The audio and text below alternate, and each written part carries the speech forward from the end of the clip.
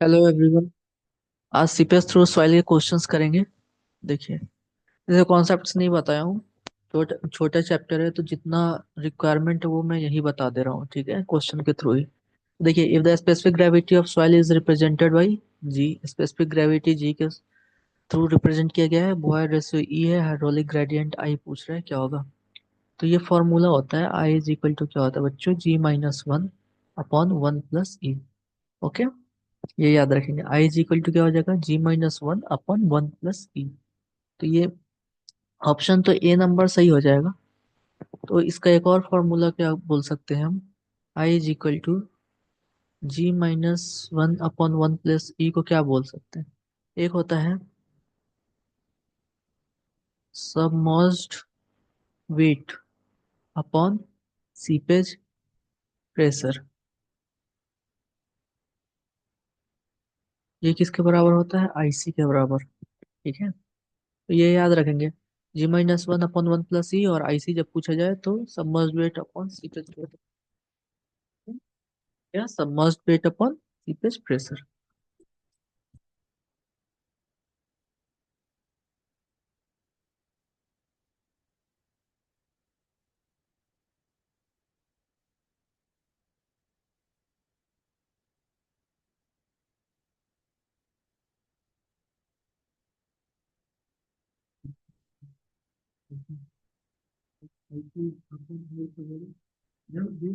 IC upon I कब लगाते हैं, IC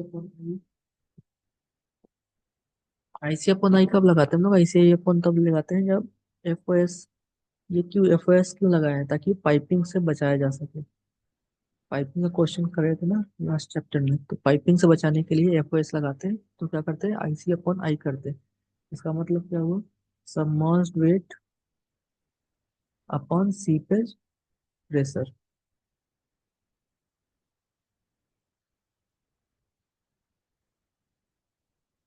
submerged weight upon seepage pressure होगा। तो क्या बोलते हैं इसको, एफ ओ एस पाइपिंग। ठीक है,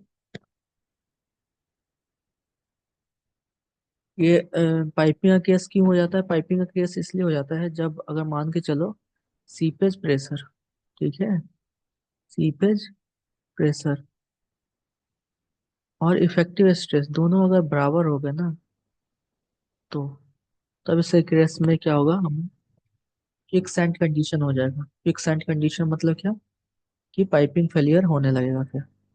ठीक है, चलिए। तो आईसी इक्वल टू क्या होगा, जी-1 अपॉन 1 + ई। अब नेक्स्ट क्वेश्चन देखेंगे, नेक्स्ट क्वेश्चन में क्या बोलता है।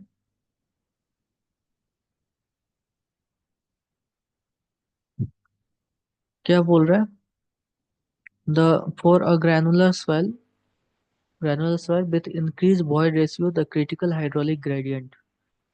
अगर void ratio को इंक्रीज किया जाए तो क्या है, I is equal to जी-1 upon 1 + ई।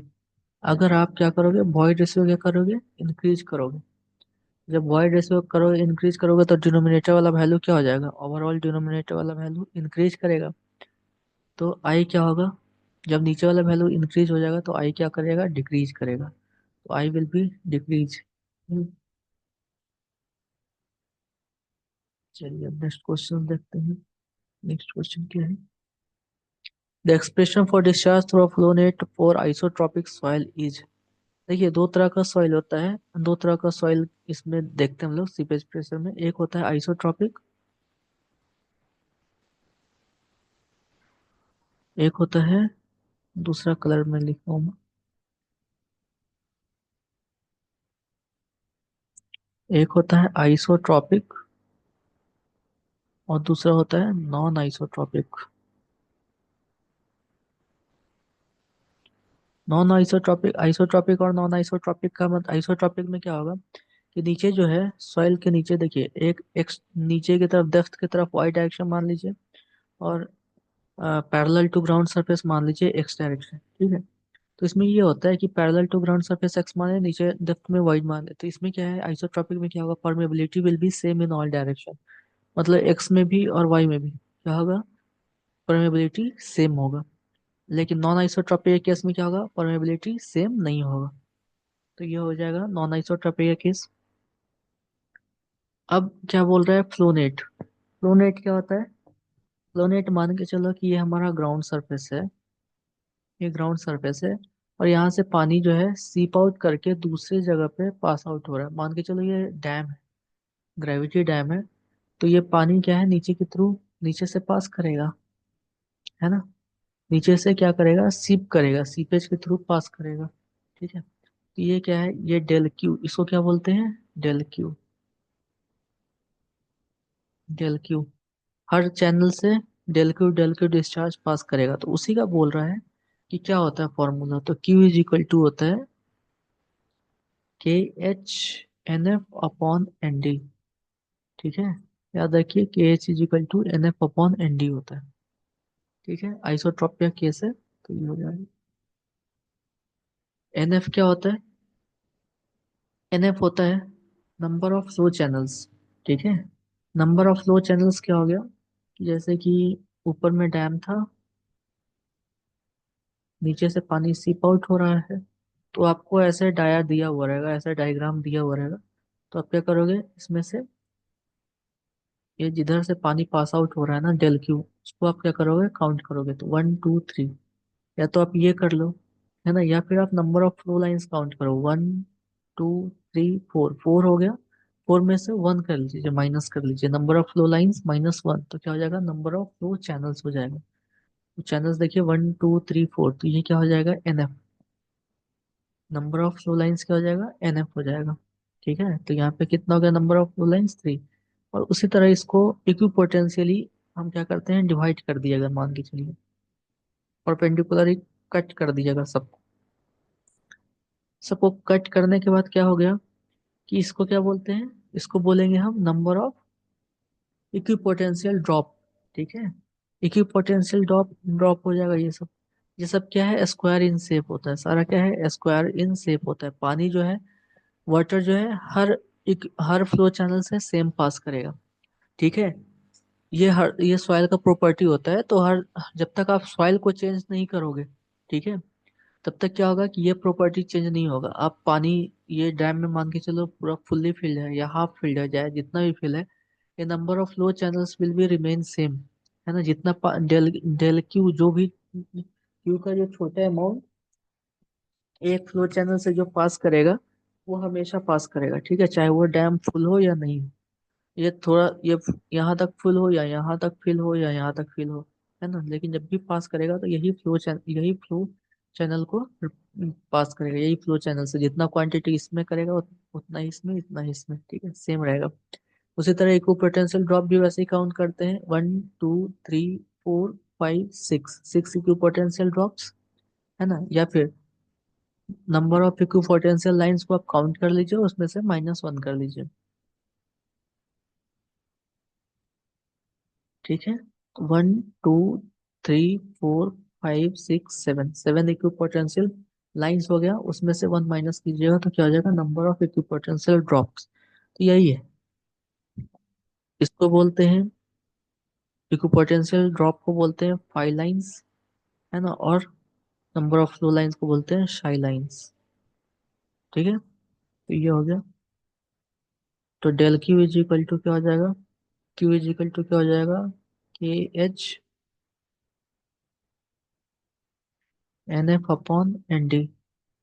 ठीक है, एक और formula, Q is equal to क्या हो जाएगा, डेल क्यू के टर्म में, अगर मैं बोलूँ डेल क्यू के टर्म में लिखिए, तो हो जाएगा Q is equal to del Q into number of N F, number of flow lines. ठीक है, उसी तरह अगर इक्विपोटेंशियल ड्रॉप के केस में होगा, del H is equal to del H क्या होगा, डेल एच देखिए, डेल एच जो है, हम हमेशा इक्विपोटेंशियल ड्रॉप वाले केस में होगा। ठीक है, हर इक्विपोटेंशियल ड्रॉप में क्या बोलते हैं उसको, सीपेज प्रेशर जो है हर एक पोटेंशियल में क्या होगा, सेम होगा। अब ये सब इतना जरूरत है नहीं एसएससी के लिए, तो इसलिए मैं बता नहीं रहा हूँ ये सब चीज, है ना। अब डेल एच, अगर अगर आपसे पूछा गया तो del H is equal to H upon N D, ये होता है। दो फॉर्मूला होता है, एक डेल क्यू का, क्यू डेल क्यू के रिस्पेक्ट में, तो del Q into N F, और del H is equal to H upon N D. बहुत डिटेल्स में ये चैप्टर, लेकिन क्या है कि इतना रिक्वायरमेंट नहीं है तो मैं फालतू का नहीं बता रहा हूँ, जिससे क्वेश्चन बैंक हम लोग पीवाईक्यू सीरीज कर रहे हैं तो जितना क्वेश्चन आ रहा है उतना मैं समझा के और बस आगे बढ़ रहा हूँ। ठीक है।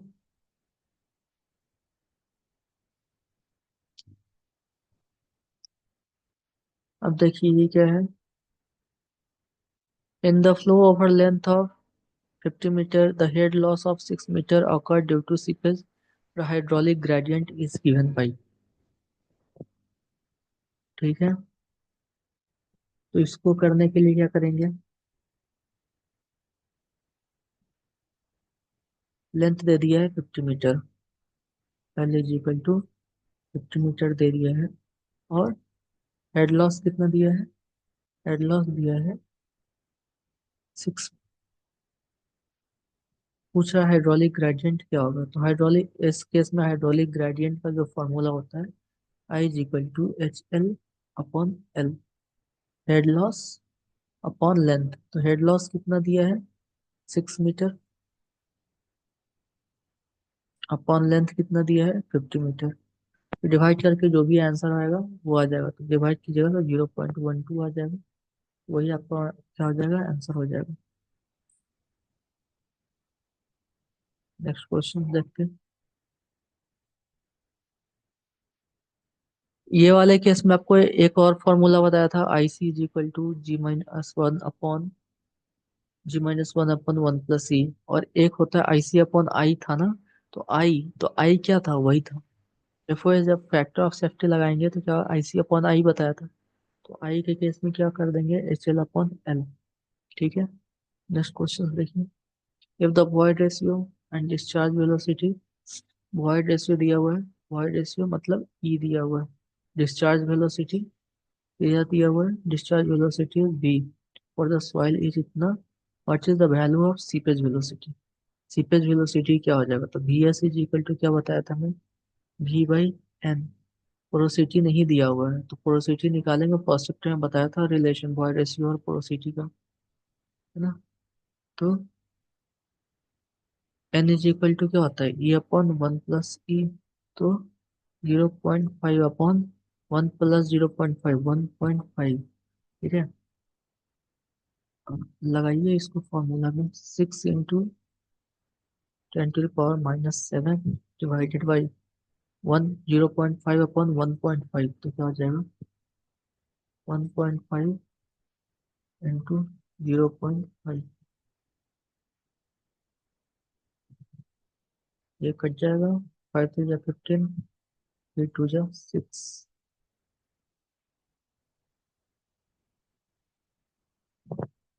तो है 2 इंटू 10 टू पावर -7 नहीं है। देखिए कहीं पे गलत हुआ होगा।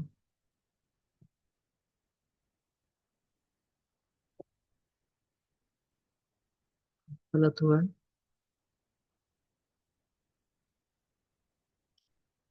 वॉइड रेशियो इज गिवन कितना, ये एन का फॉर्मूला तो ये होता है E upon 1 plus E, 0.5 upon 1 plus E is 1.5।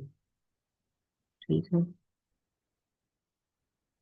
अब क्या है, V S is equal to V by N, तो वी कितना दिया है 6 into 10 to power -7 upon 0.5 upon 1.5, तो कितना हो जाएगा, इसको यहीं से कट कर दीजिए।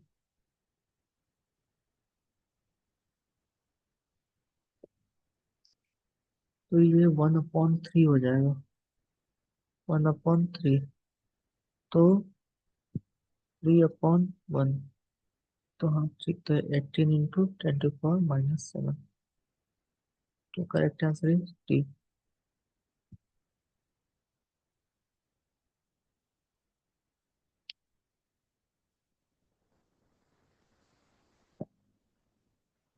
ये क्वेश्चन देखिए, which of the following statements are true about क्या क्विक सैंड।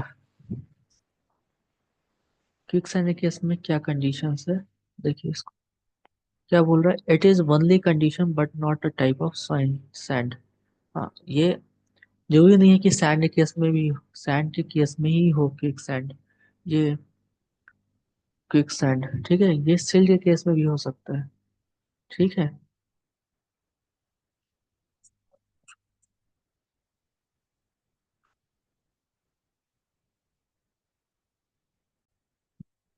देखिए तो क्या है, which of the following statements are true about quicksand? तो only not a type of sand, it is only condition but not a type of sand. हाँ, तो क्या बोला कि क्विक सैंड जो है हमेशा जरूरी नहीं है कि सैंड के केस में भी होगा, सैंड के केस में ही होगा, ये सिल्ट के केस में भी हो सकता है। देखिए ये क्यों होता है, क्विक सैंड कंडीशन क्यों होता है? देखिए जो हमारा इफेक्टिव स्ट्रेस था, ठीक है, तो इफेक्टिव स्ट्रेस में क्या बताया था मैं, कंडीशन इफेक्टिव स्ट्रेस में ये बताया था कि जैसे जैसे हम नीचे की तरफ जाएंगे क्या होगा, इफेक्टिव स्ट्रेस इंक्रीज कर जाता है। ठीक है। और जैसे जैसे हम ऊपर की तरफ जाएंगे तो इफेक्टिव स्ट्रेस क्या होगा, effective stress will be decrease. ठीक है।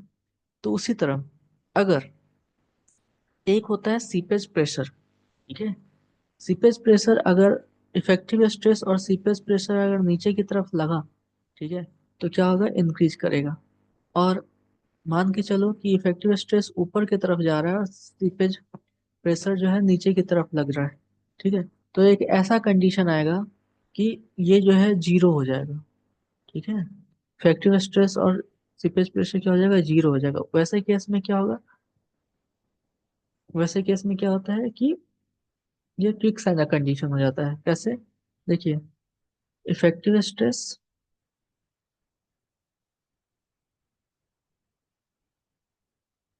And minus seepage pressure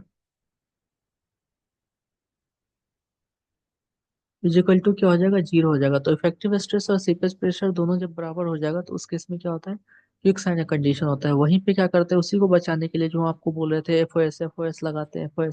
F O S क्या बताया था, एफ ओ एस बताया था आई सी अपॉन आई, क्या था वो, submerged weight upon seepage pressure. तो वही चीज था वहां पे। ठीक है। अगर हम लोग डिटेल में क्लास कर रहे होते तो एक एक चीज बताता, लेकिन यहाँ पे पॉसिबल नहीं है बताना कि हम पीवाईक्यू सीरीज कर रहे हैं।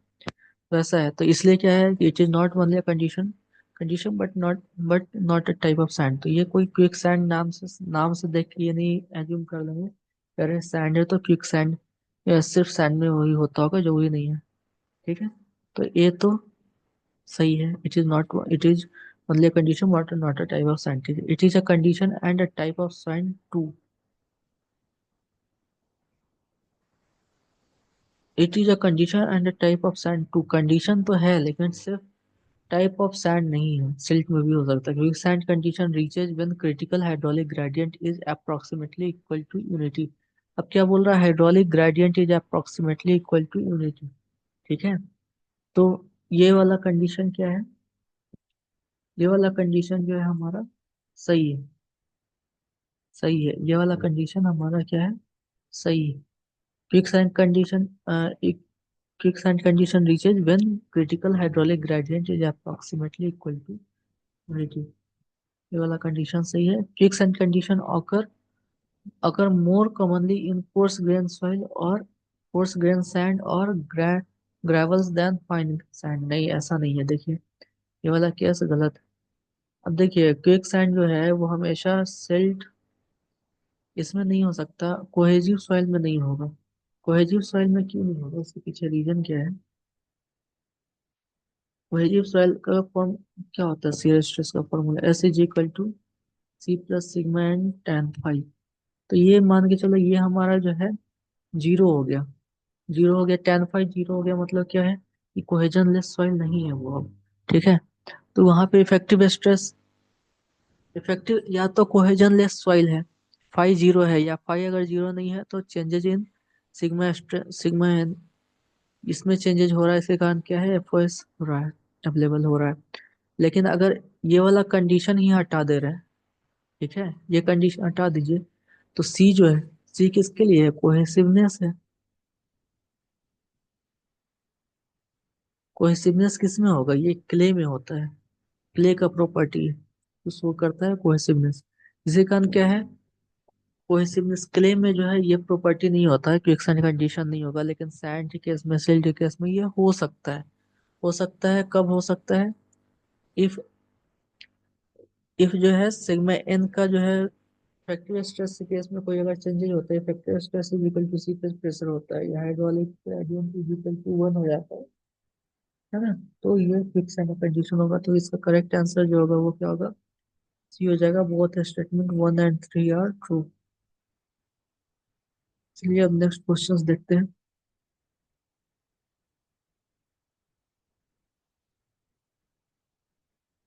According to Tajaki, the PEG ratio, the 15 size of filter material to the GATM 85 size of the base material should be।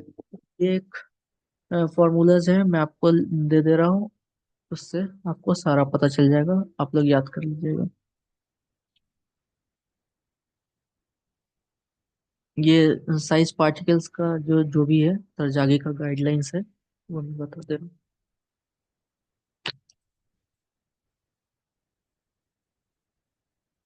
क्या है गाइडलाइंस? गाइडलाइंस ये है कि D15 डिवाइडेड बाई D15 किसका, फिल्टर मीडियम, अपॉन D85 किसका, base material.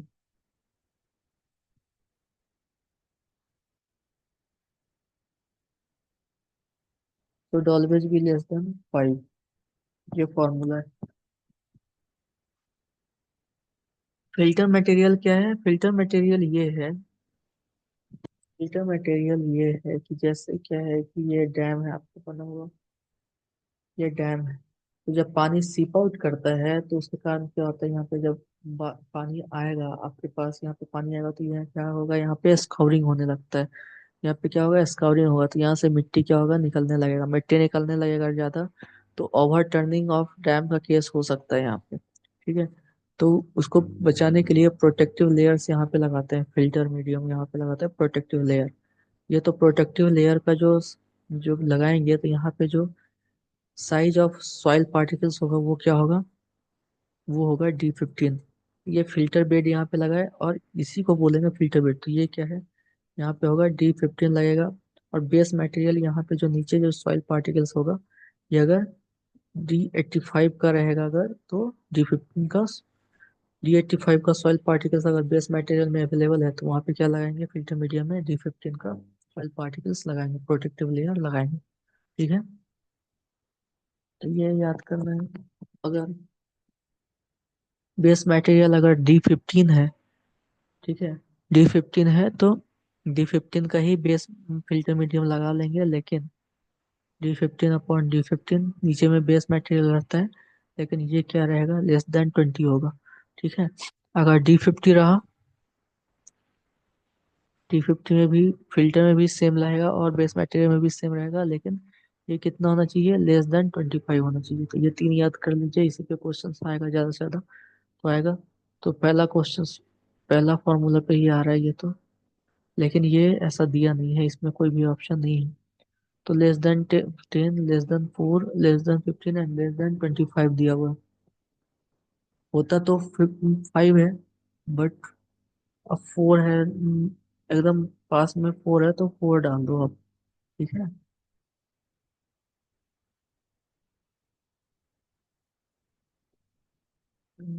Next question देखते हैं।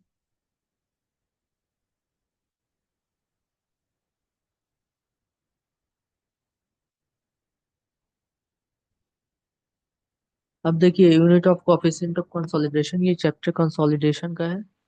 Consolidation भी चैप्टर बहुत बड़ा है, और लेकिन वही बात है कि हम लोग पीयूआई की सीरीज कर रहे हैं तो पॉसिबल नहीं है इतना पूरा एक ही बार में कराना, कॉन्सेप्ट के साथ कराना, है ना। तो इसके लिए क्या है कि चलिए क्वेश्चंस के क्वेश्चंस हम डिस्कस कर लेते हैं। अगर आपको ये यूनिट का चाहिए तो यूनिट मैं बता दे रहा हूँ सबका। इसमें आपको एक जो है, मैं बोलते जा रहा हूँ, आप लोग ध्यान से सुनते जाइए। पहला जो टर्म्स है, पहला जो टर्म क्या है, कॉफिशिएंट ऑफ कंसोलिडेशंस। ठीक है। कॉफिशिएंट ऑफ कंसोलिडेशन है, जो फर्स्ट टर्म है वो है coefficient of consolidation. Second term क्या है, coefficient of compressibility. Third term क्या है, कोफिशिएंट ऑफ कंप्रेशन। ओके। उसके बाद आता है ओवर कंसोलिडेशन एक टर्म आ जाता है, उसके बाद एक होता है ओवर कंसोलिडेशन रेशियो आ जाता है। ठीक है, तो मैं आपको सारा कुछ का फॉर्मूलाज और उसकी यूनिट बता दे रहा हूँ, एक ही बार में बता दे रहा हूँ। कंप्रेसिबिलिटी, कोफिशिएंट ऑफ कंप्रेसिबिलिटी क्या होगा?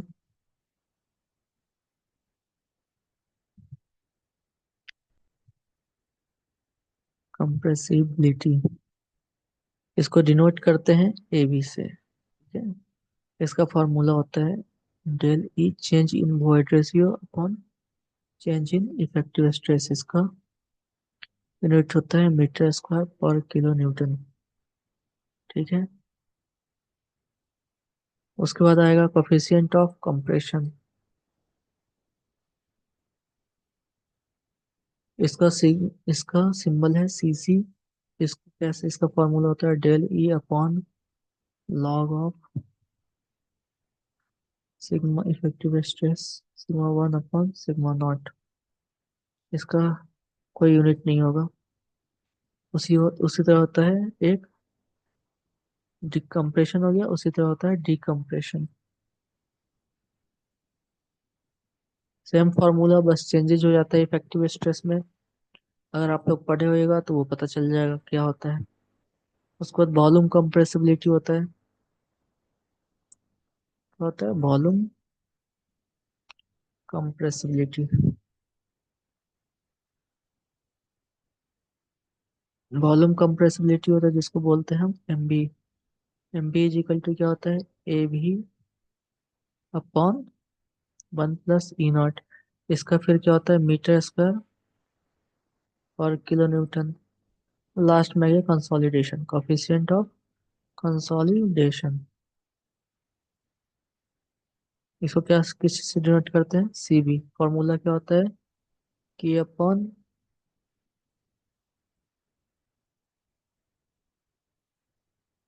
अपॉन एम भी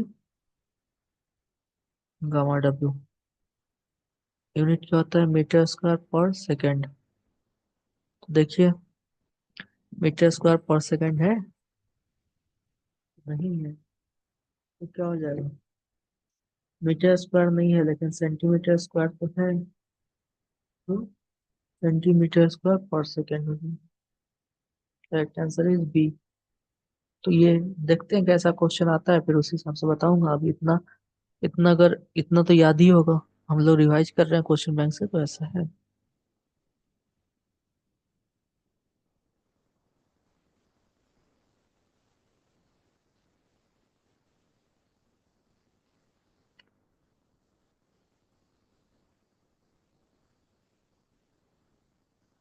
क्या है question? The consolidation time for solids. Consolidation time for solids क्या होगा? फॉर्मूला एक होता है टाइम फैक्टर, क्या होता है? TB is equal to C B T whole square. ये होता है टीबी का formula. Consolidation time for solids पूछ रहा है, तो क्या increase with increasing increasing compressibility. T T का निकालेंगे तो क्या हो जाएगा? टी का निकालते हैं, टी के समय निकालेंगे, टी इक्वल टू क्या हो जाएगा? टी भी, टी भी is the time factor, C B, C का फॉर्मूला क्या हो जाएगा? C B is equal to होता है K upon M B gamma W. K upon M B gamma W. M B is equal to क्या हो जाता है? A B upon one plus E not.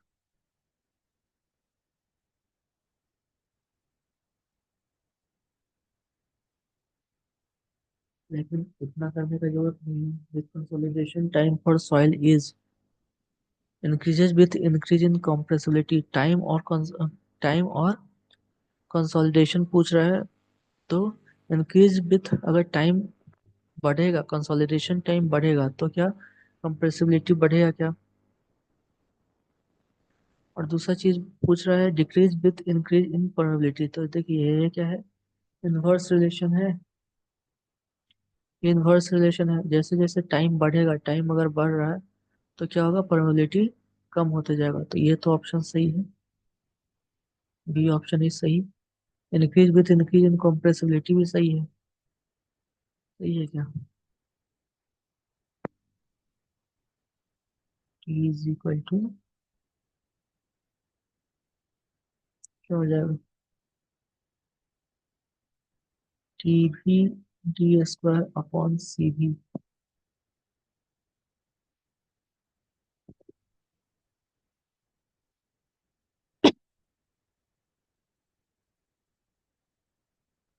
Is independent of stress change, A option भी सही है। सी, stress change का कोई formula में कहीं तो स्ट्रेस का चेंजेस वेंजेस आ नहीं रहा है। सी भी सही है, तो correct answer is all the above.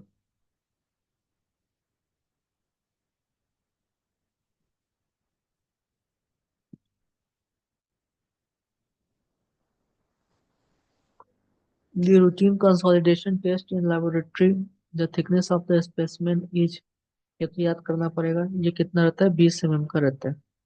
ये याद करने वाला चीज है, ध्यान में रखिए, 20 mm का रहेगा ये। नेक्स्ट क्वेश्चन पे आते हैं। The rate of consolidation, the rate of consolidation क्या होगा?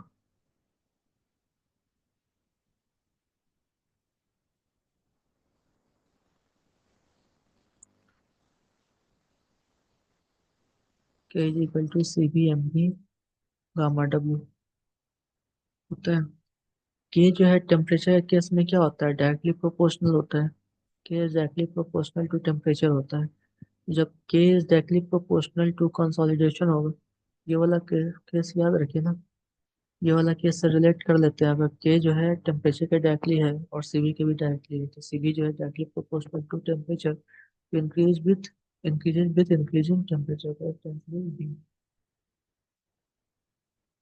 परमेबिलिटी चैप्टर में बताया था कि क्या, के जो है डायरेक्टली प्रोपोर्शनल होता है टेम्परेचर के। तो इससे निकल गया ये। नेक्स्ट क्वेश्चन देखते हैं। बताया हुआ है, अभी जस्ट बताया, ये वाला क्वेश्चन देखिए। रिलेशन है TV is equal to CB T upon D square, तो correct answer is A. Unit of coefficient of consolidation बताया हुआ है, क्या हो जाएगा, मीटर स्क्वायर पर सेकंड या सेंटीमीटर स्क्वायर पर सेकंड, और करेक्ट आंसर इज सी। क्या होगा, the coefficient of compressibility of soil is the ratio of coefficient of compressibility. First, A भी पूछ रहा है, कोफिशिएंट ऑफ कंसोलिडेशन नहीं है, कोफिशिएंट ऑफ कंप्रेसिबिलिटी है। कंप्रेसिबिलिटी और किस चीज से डिनोट करते हैं, ए बी से। A B is equal to one, A B is equal to क्या होता है, del E upon del sigma bar, E naught minus E one upon E one minus E one. ठीक है, तो क्या होगा, the coefficient of compressibility of soil is the ratio of stress to strain, strain to stress, stress to settlement, rate of leading to the settlement, that of settlement।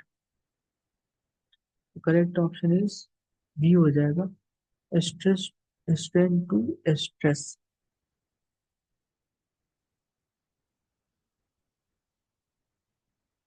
अगर हम coefficient of compressibility का graph देखें, तो ये Y axis है, ये X axis है। Y axis पे क्या शो करेंगे हम, वाई एक्सिस पे शो करेंगे वर्क रेशियो। ठीक है, और इस पे क्या शो करेंगे, इस पे इफेक्टिव स्ट्रेस। इसका कुछ ऐसा ऐसा ग्राफ जाता है। ठीक है, इसलिए ये क्या है, ई नॉट, और ये क्या है, ये है ई वन, इसलिए ई नॉट माइनस ई वन करते हैं। यहाँ पे क्या होगा, इफेक्टिव स्ट्रेस, और यहाँ पे जो होगा, इसलिए हम क्या करते हैं, डिनोमिनेटर में D Y upon D X करते हैं। तो sigma one effective stress one minus effective stress है,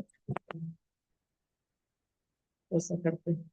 तो क्या होगा इसका coefficient of compressibility of the soil is the ratio of strain to stress.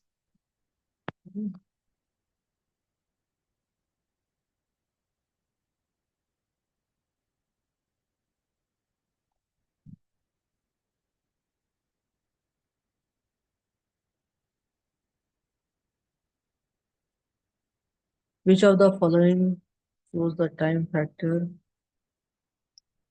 50% degree of consolidation? 50% degree of consolidation, देखिए TV का जो फॉर्मूला बताया था, TV is equal to C V T upon D square, ये time factor है। Time factor दो case में होता है, एक होता है क्या कि अगर 60% से ज्यादा हो गया तो, और 60% से अगर कम हुआ तो 60% से अगर कम हुआ तो क्या, टीवी इज इक्वल टू हो जाता है पाई/4 परसेंटेज यू अपॉन 100 का स्क्वायर। ठीक है, ये कब के केस में होगा, लेस देन 60%। अगर 60% से ज्यादा हो गया, टीवी जो है अगर 60% से ज्यादा हो गया तो क्या होगा, ये लेस देन इक्वल टू होगा। तो फॉर्मूला जो होगा वो होगा TV is equal to 1.781 minus 0.933 log 100 minus percentage U. ये कब होगा, ये होगा percentage U is greater than 60%। ठीक है, और ये क्या है, परसेंटेज यू अगर कंसोलिडेशन 60% से कम या इक्वल हो तो टाइम फैक्टर कितना हो जाएगा, पाई/4 परसेंटेज यू अपॉन 100 का स्क्वायर। और अगर परसेंटेज कंसोलिडेशन 60% हो गया तो कितना, 60% से ज्यादा हो गया तो ये वाला फॉर्मूला लगाएंगे। तो 50% जो पूछ रहा है तो 50% यहाँ पे डालिए, तो 50% यहाँ पे डालिएगा तो कितना हो जाएगा, 50/100 का स्क्वायर। तो कितना हो गया, 1/4। ये हो गया 1/4 पाई/4 इंटू 1/4 पाई/16, 3.16 अपॉन 16। जो भी आएगा वो यहाँ पे डाल दीजिए, तो वो आएगा 0.2। तो करेक्ट आंसर इज ए।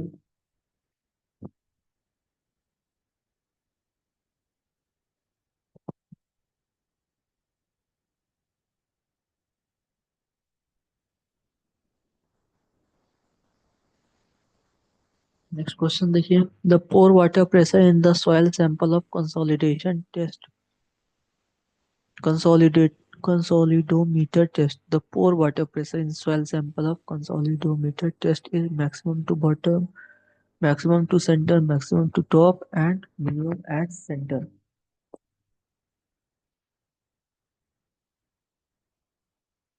तो इसका जो करेक्ट आंसर हो जाएगा ये होगा मैक्सिमम एट सेंटर।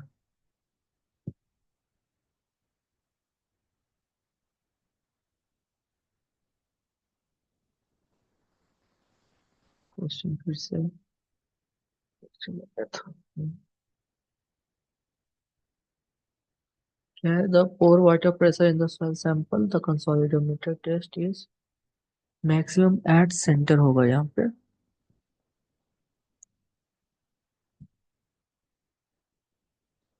देखिए कंसोलिडोमीटर टेस्ट में अगर हम क्या करते हैं, अगर हम सॉइल सैंपल रखते हैं, कंसोलिडोमीटर टेस्ट है, ठीक है, ये सॉइल सैंपल है ना, उस पर क्या करते हैं आप, लोड लगाते हैं।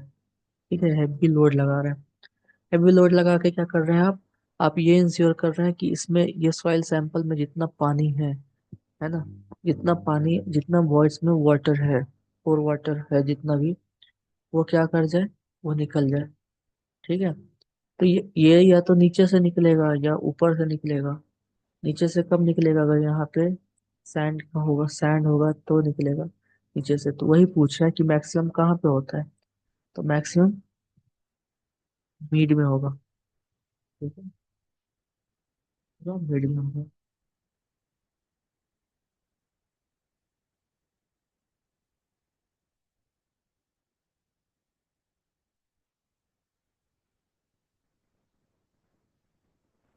मिड में होगा, सेंटर में, सेंटर में, सेंटर। ठीक है, चलिए हम नेक्स्ट क्वेश्चन पे चलते हैं।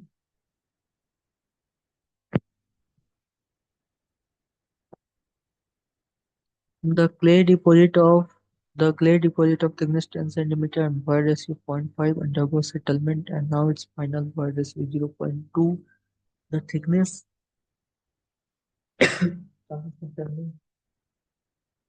here is तो फॉर्मूला होता है इसका void ratio के केस में अगर सेटलमेंट का फॉर्मूला होगा पता नहीं है तो इसका फॉर्मूला होता है delta H upon H naught is equal to del E upon 1 plus E naught. इस पे जब वैल्यू पुट कीजिएगा तो delta H is equal to हो जाएगा 0.5